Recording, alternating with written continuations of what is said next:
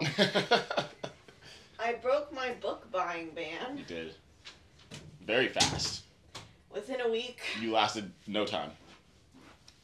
Because, I went to London.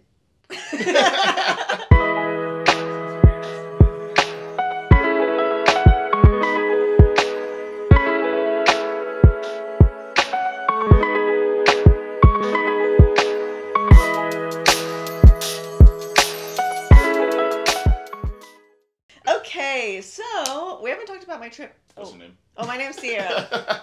Hello. Sierra. If you're new here, I'm Sierra. And I'm John. And you've already seen our intro. Yep. Okay. So I went to London for a week for vacation. She did. One of my best friends has been wanting to go her whole life, and so we just decided to make plans last year to go this August.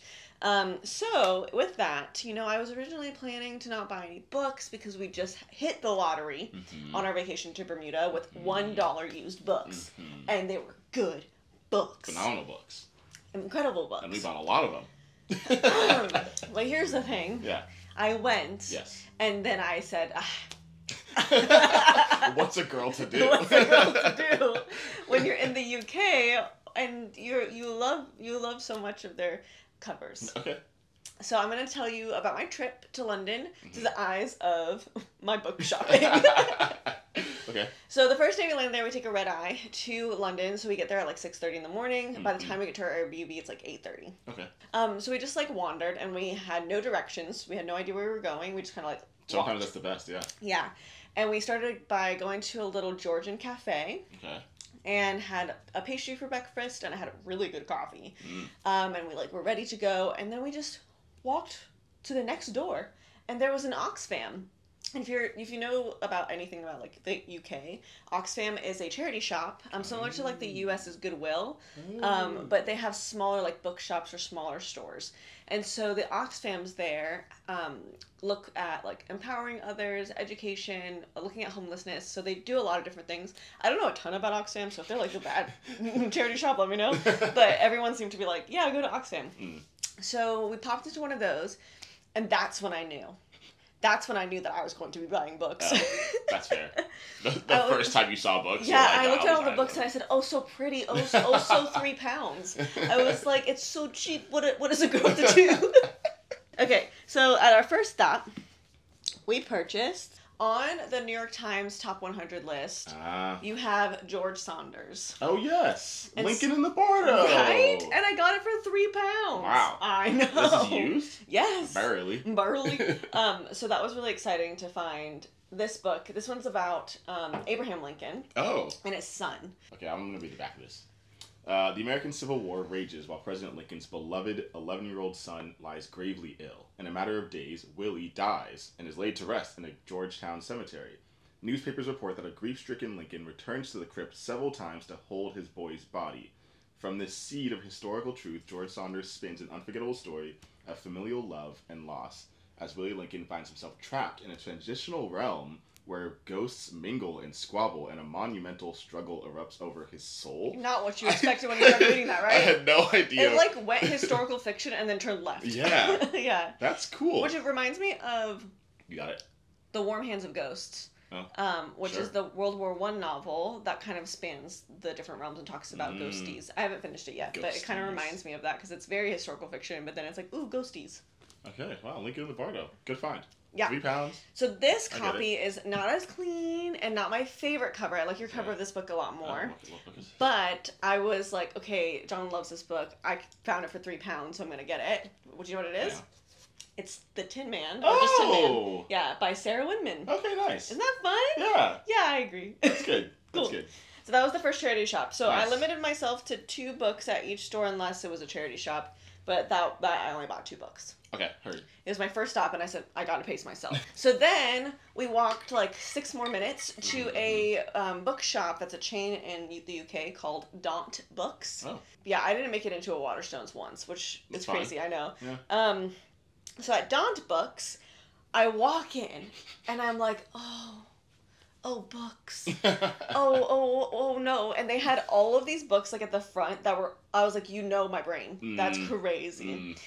So I was like, okay, I can't buy more than 2 books here. But then I started looking at the prices, and it was £10 for a book. Oh, that's not bad. And so that's like about $12 in the U.S. And the same paperback, I looked it up, was $16 or $18 here in the U.S. So I was like, oh shoot! Now that I know that it's $6 to $8 cheaper, what is a girl to do?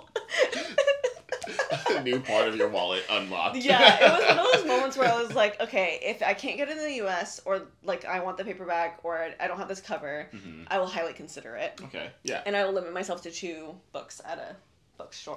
Good. So I started talking to one of the booksellers at the store. As one does. And I suddenly had 4 books in my hands. And I was like, I can't do this. But what I ended up leaving with was Claire Keegan's So Late in the Day. Wow. Isn't this a stunning cover? It's beautiful. And the other cover of this is also beautiful.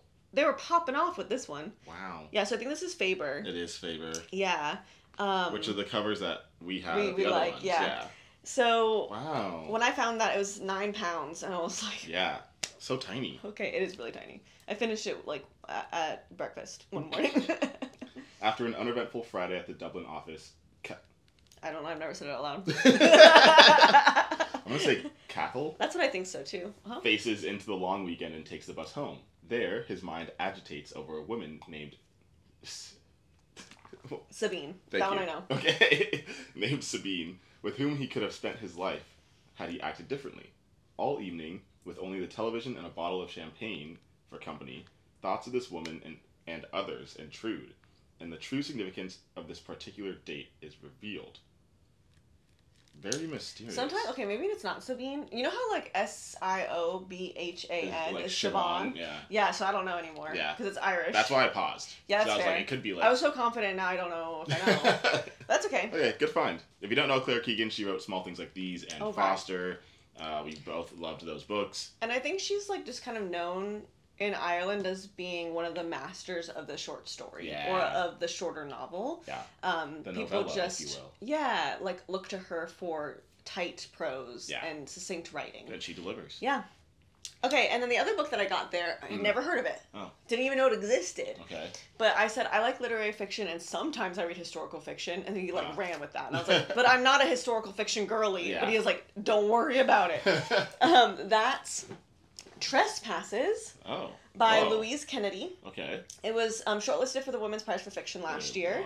And it's essentially talking about the conflict between the Protestant and Catholic Church in Ireland and looking at the relationships between individuals. I think it's like a bit of romance as well. Okay. But with that conflict at the center. I have no idea really what it's about, but you know, we're gonna have a good time. Into it, yeah. I did study a little bit of the Troubles when I was an undergrad, not like officially, but we did a service learning trip in Ireland. And so I spent time in Belfast, I spent time in Dublin. And so I learned a lot. And so I told him a little bit about my experiences, like, yeah, you're going to love this. And I said, okay. We love that. So I got those 2. Nice. And then, oh yes, we didn't buy any more books that day. So don't worry about it. I don't remember which day it was, but then we went on one of the days, we went to Notting Hill. Nice, okay. Which is an area kind of known for its bookshops. And I walked into this bookstore and I was like, oh my goodness, there's even more of a selection. What am I to do? So I was like, okay. So for this one, I started like really gathering what I wanted to like read. Hold on, I'm missing something. Oh, it's because I'm reading it right now. Excuse me. Okay.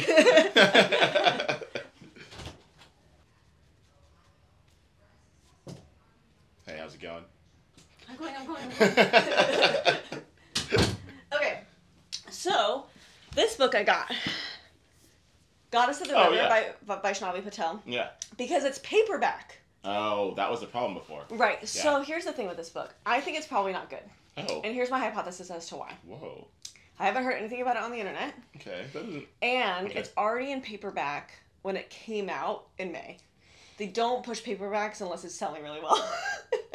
But I wanted to learn more about Indian mythology, and I think she's a great writer. Yeah. So I'm going to give it a shot myself and make my own opinion. Okay. But when I saw it in paperback, I was like, oh. That's it. I'm happy you got it.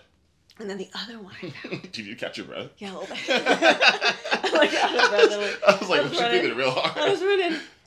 Oh. This is This Other Eden by Paul Harding. Yeah. I like all of the covers of this book. That's fair. Every single cover This is a really pops good off. one, though. But this is a really good one. And I knew I could only find it, like, either here for really expensive or in the UK. And it was $11.50. So, like, what am I to do? £11.50? No, it was not. It was £10. Everything that I pretty much bought, except for the last day, was like £9.99. Nice. Yeah. When you see that, you're like, that doesn't make any sense to me. I went to a bookshop locally here when I got back for one of my friends. And I was looking at the prices because I was like, was I right? Like, is that still really what it is? No, it's like worse than I thought. And I was like, okay, all right, I did it good. Yeah. I'm really enjoying this so far. So we see this in the wrap up this month. I didn't know I thought you were reading this. Oh, you went to get that one. Okay. No, you're good. Yeah. But look at those pretty apples. They're really pretty apples. Oh, what is it about? You might wonder. This book is about like generations of a family who live on a small island in the northeast of the United States, who are mixed raced starting in the late 1700s. However, because of being just on the island, there's a lot of inbreeding, and so it is a conversation about moral grayness from both the United States government, religiosity, and of this community itself. And so everyone is almost in the wrong in a way. There's a lot of conversation about eugenics that's really hard, and like needs to be discussed. But there's also like, what is abuse in a community, and like what is okay and what is not okay? Is it my lens of my culture that's portraying what is not okay? You know, that kind of thing. Yeah. I think it does a really good job of that. So we'll see how it ends. Nice. And it won the Pulitzer Prize. Did it? Yeah. Oh, winner. Oh, or did he win the Pulitzer Prize? I never know. Yeah. Okay. I never know. So the next shop we went to was another charity shop, and I was looking around for a lot of the books that we found at this bookstore that I couldn't bring myself to buy. Got you. Right? I was like, I can't spend £10 on this. These are my two. A cheaper version. And then my best friend who's with me was like, oh my gosh, didn't you just look at this? And that's this book, The Testament of Mary. Okay. Okay, someone in the comments... Oh. Someone in the comments... There's a lot of, like, historically significant Marys, so I didn't know if it was, like... And it says Testament, so I didn't know if we were talking, like... I think it's an allegory, not literal. Heard. Yeah. Okay. Yep. It's an allegory. So someone in the comments told me how to pronounce this, and I didn't look it up before sitting down to film. Yeah. But I will look at that, I promise. Thank you for the phonetic pronunciation. It's just when we respond to you, the comment kind of goes into the ether, and so so sometimes it's hard to find them again. But thank you for putting the phonetic pronunciation for us. So I know that this author is beloved. Pretty. I know, and it's so pretty that I had to buy it. The spine, I don't know if you could tell, is like iridescent bronze. And I'm attracted to shiny things. He is, and that's okay. I'm a squirrel. But I also was. When I saw this at the bookshop, I was like, I want that book. I want that one. It's little, and I want it. And this is from the charity shop, so yes, it's supposed to have been used? Yeah. This is brand new. Right? That one was £3. Oh. Yeah. Okay, this is Mary. This is what the book's about. A mother whose son was taken from her and lost to the world. A woman who lives now in exile, watched by those who seek to preserve the sanctity of her son's memory. But Mary's recollection of his difficult life and tragic death are a truth that few who knew her son now recognize. As the myths grow around her like walls, so Mary clings to the truth, revealing, in a time of turmoil and profound change, her own fragile humanity. Interesting. Yeah, I know. I think I'm gonna love it. Yeah, and it's so short. And that one was shortlisted for the Booker Prize. Yeah, you got a lot of prize winners. Or almost prize winners, sorry. Yeah, it's fine. Okay, also at this bookshop, we read the... Yeah.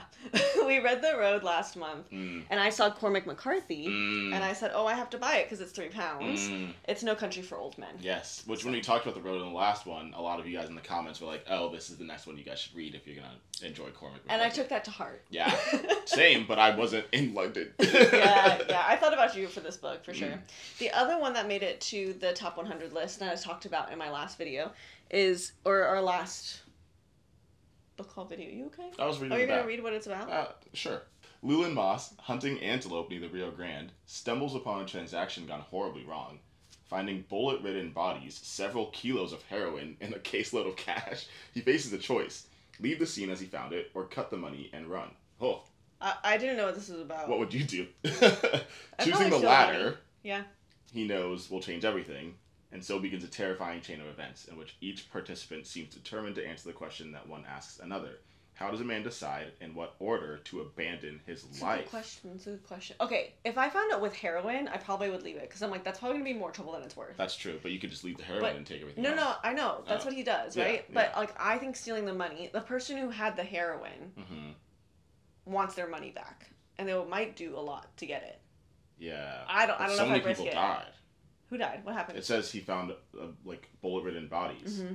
So, like, something went down Something went down. And it's possible that, like, someone might come looking, but someone also, like, the person that would have looked might also be one of the bodies. Anyway, we'll read it and find out. Yeah. The other one I bought was because I saw it on the top 100 list, and I couldn't find it at the charity shop in Bermuda, but I found it at the charity shop in the UK, and that is Atonement by Ian McEwan. Yeah. So I'm really excited to finally have this on my shelf and to get to it, because it is one that not everyone, so many people have been talking about. So agreed. I'm excited. Nice. Yay! What is Atonement about? I'll tell you. Okay. On the hottest day of the summer of 1935, 13-year-old Bryony Tallis sees her sister Cecilia strip off her clothes and plunge into the fountain in the garden of their country house. Watching her is Robbie Turner, her childhood friend, who, like Cecilia, has recently come down from Cambridge. Okay. By the end of that day, the lives of all three will have been changed forever. Dun dun dun! Robbie and Cecilia will have crossed a boundary they had not even imagined at its start, and will become victims of the younger girl's imagination. What? Bryony will have witnessed mysteries and committed a crime for which she will spend the rest of her life trying to atone. I didn't know. I feel so... I got whiplash from the back of that book. What? Okay. Man, this is like making me want to spend all my days reading. And not working. Yeah, I agree. Can I not do anything. Let me do that. Yeah. Hey, share this with a friend if you like our videos. So maybe we could do this. Okay. Cool. So then we left London. Okay. Heard. And we went to Bath. We went to Jane Austen Center, and she lived there for a while, wrote many of her novels there. Did you know that she just was cranking them out in the span of 4 years? She wrote 3 novels in 4 years. That makes sense. That's crazy. Yeah. And they didn't have computers. They were out here churning them out by hand. It's crazy. And one of the days I think actually that same day we made it our book day in Bath. And so we started at Mr. B's Book Emporium.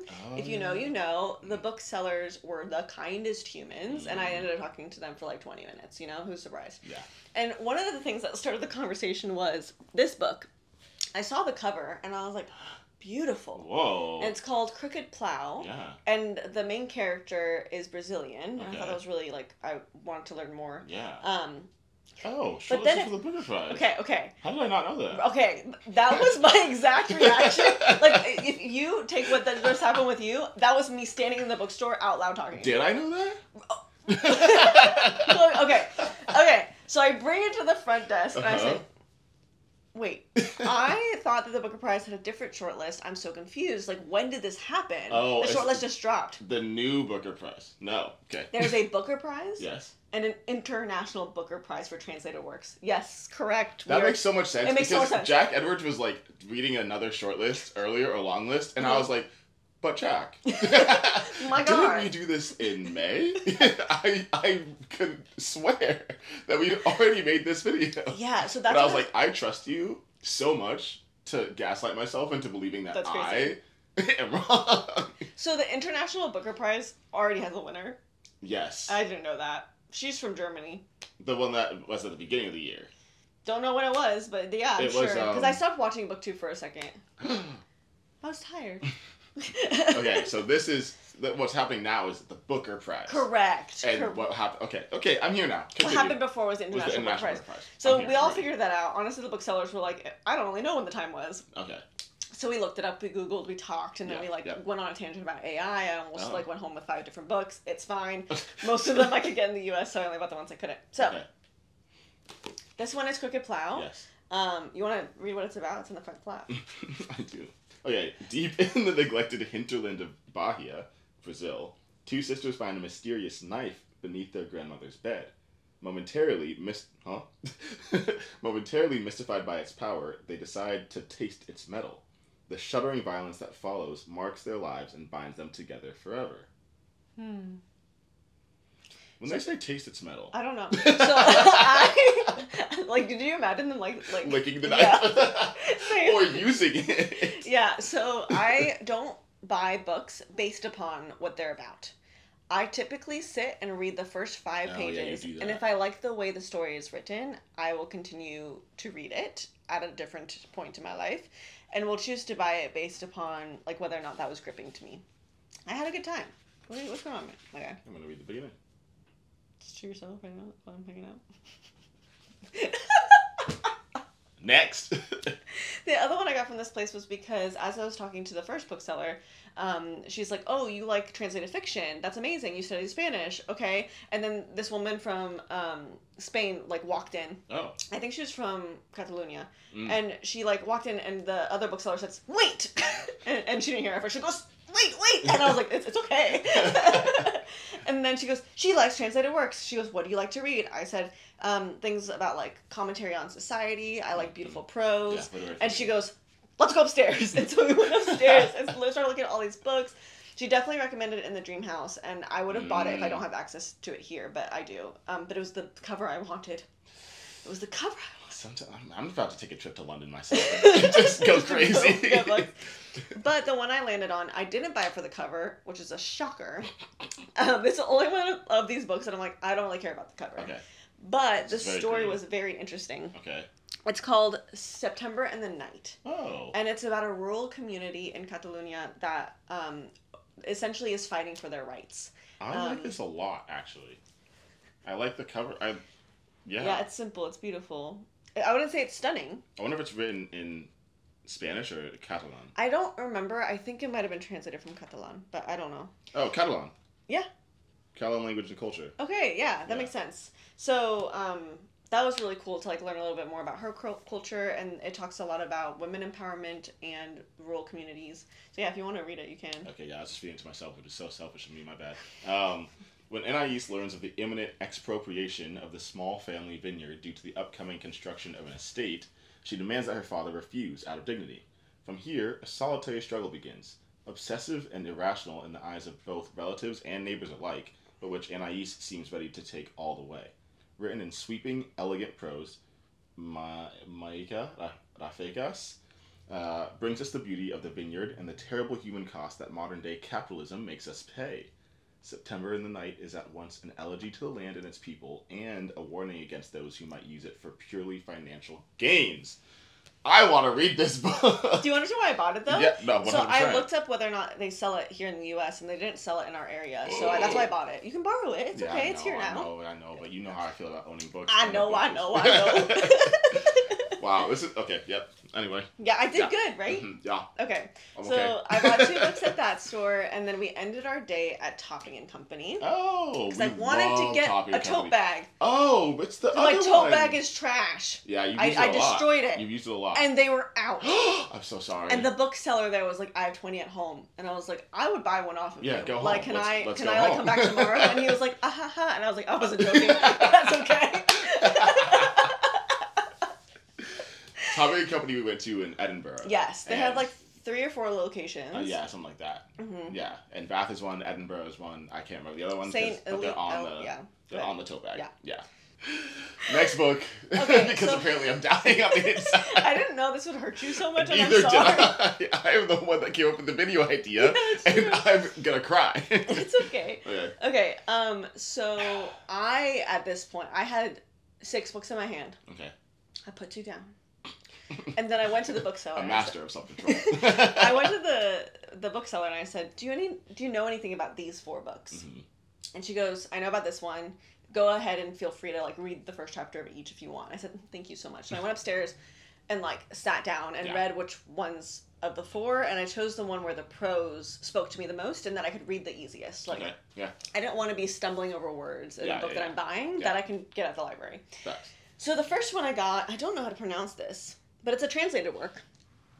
And it's called Body Kintsugi. Yeah. So it's about the art of Kintsugi, which is when a ceramic breaks. Oh, yes. You fill in the cracks with gold. Yeah. And oftentimes, I think it's in Japanese culture. I think so. Sometimes it's even considered more beautiful. Yeah. Just because of the way that it had to like live its life and be gold and beautiful. So that's why like this is broken. Yeah. And then there's gold through it. I like saw the cover and I said, what are you about? So it's essentially about a woman who goes through chemotherapy and the pain of that process. And it talks about chronic pain. And as someone who deals with consistent pain and like, it's chronic pain. Let's just say it. I deal with chronic pain. I was excited to read a book that might speak to that experience. Wow. It might do a poor job of it, and then I won't recommend it. But I'm excited to read it and hear how other people express dealing with pain every day. So 2 months after her husband packs his bags and leaves the family home, the narrator finds a lump in her armpit.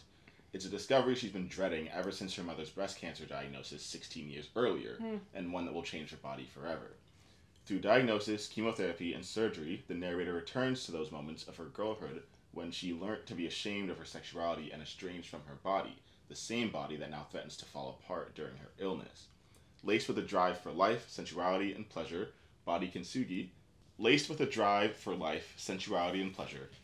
Kintsugi is an intimate and optimistic book about a woman's relationship with her body as it breaks and is put back together.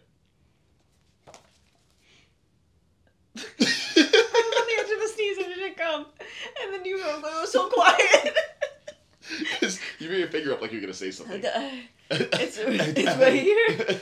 I'm really excited to read that one. Same. Anyway, so the last book that I bought at this place was This Happy by, I think it's pronounced Neve Campbell. So I picked up this book because I was reading the beginning and I read the blurb and I was like, Sorry.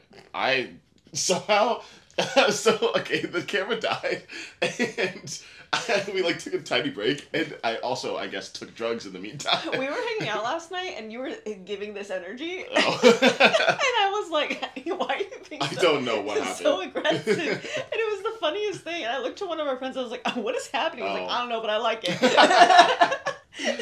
Anyway, you're off here goofing. I'm back. I don't know, the vibe from like the first clip of this video to this is gonna be so wild. What happened to me? Okay. We started talking about politics.